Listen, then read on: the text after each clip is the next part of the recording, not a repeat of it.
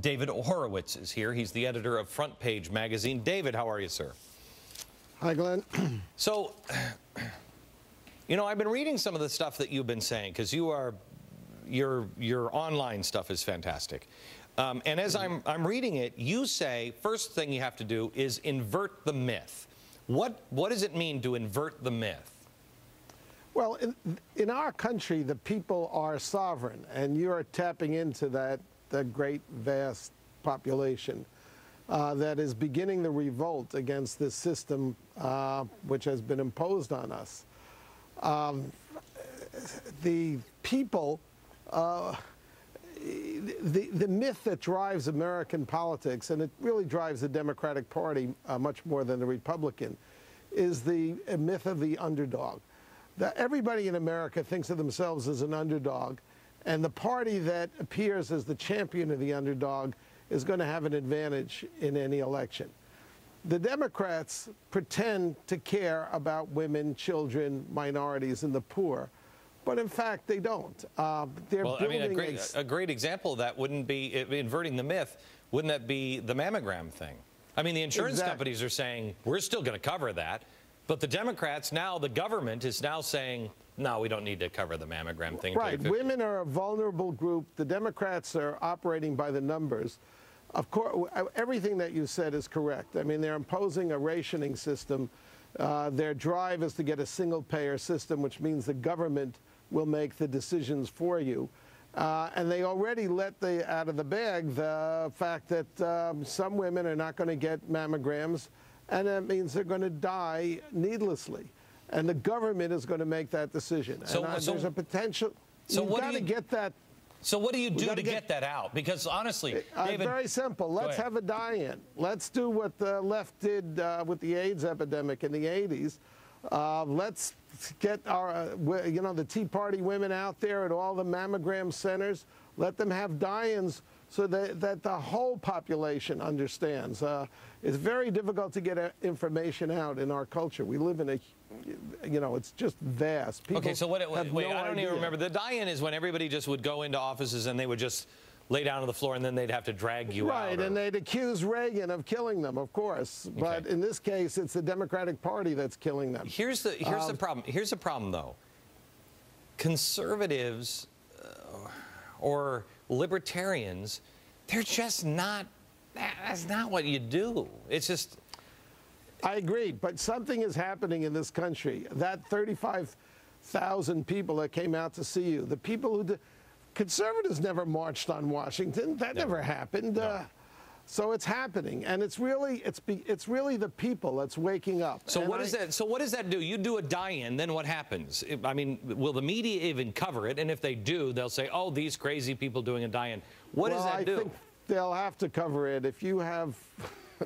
If you have those old folks, conservative women, getting out there and lying down on sidewalks to dramatize the fact that the Obama administration is out to kill innocent women by denying them the mammograms. I mean, because statistically, it saves money. Can I tell you something, David? I have to tell you. Yeah. I have to tell you, and I'd like to get your response on this when we come back. But it almost makes a joke into politics, because you sit here and you think, oh, if I've got older women laying down on camera, whether it's true or not, saying, look, they're trying to kill me, you win. You win. This is what they've been doing for years. Hang on, we got to take a break. 100 years. We'll come back with your response. Hang on. David Horowitz, editor of Front Page magazine, and a website that is not only this one, but also, and I can't remember the name of it, Discover the Networks. Yeah, okay. Discover the Networks. It is fantastic if you want to find out who's connected who and what is going on. Discover the Networks. Please look at this website. All right, so David, this is the trick that they have been using. They just shout things that, whether they're true or not, if they can stage like a die-in, and they can call somebody a racist or whatever, they have won. You're saying now, if the right will use these tactics, the left won't know how to deal with it. Oh, exactly. I mean, you're inverting the whole paradigm, and the left will be caught off guard. Actually, this is what Saul Alinsky argues. You catch the other side off guard. But it's exposing the reality. The reality is that liberals, so-called, are not, of course, they're not liberal. They're socialists. They're intolerant. And leftists and progressives are the oppressors of minorities and the poor. They control all the big inner cities in America, and they have for nearly 100 years. And these programs they're putting in, they run the schools as a jobs program for adults.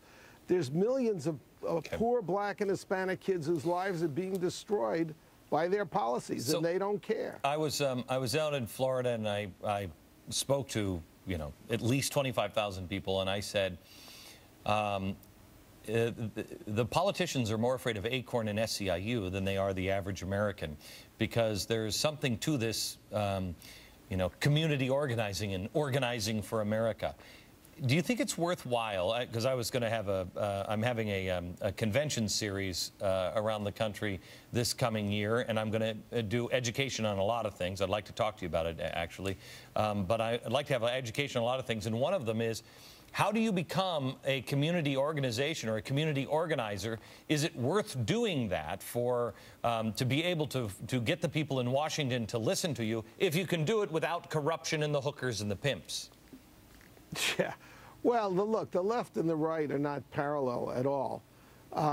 It's the creators and the destroyers. The conservatives are creators, and they're mainly doing what you're preaching. They're building businesses, although now it's very difficult to build a small business, and they're doing constructive things. So you're not going to ever get them into an army the way the left I have to tell you, David, I think you're wrong. Hang on just a second. I have to tell you, I think you're wrong on that.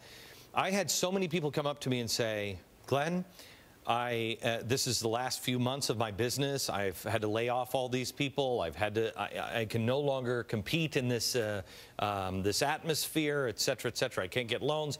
I think you have a lot of really creative people that are seeing the destruction not only of their business, but also seeing the destruction of their country. And I think you've got some mighty powerful entrepreneurs that have some spare time on their hands. That is the way you will mobilize them. If they see a threat to everything that they have, which is what they're seeing now, then they will be mobilized. This is what happened during the Cold War. Conservatives came together. The coalition was forged around anti-communism because the communist movement was a threat to everything that they believed in. And you have to understand that this modern left, what you call the progressives, which is, my parents were card-carrying communists. They always called themselves progressives. They belong to the Progressive Party.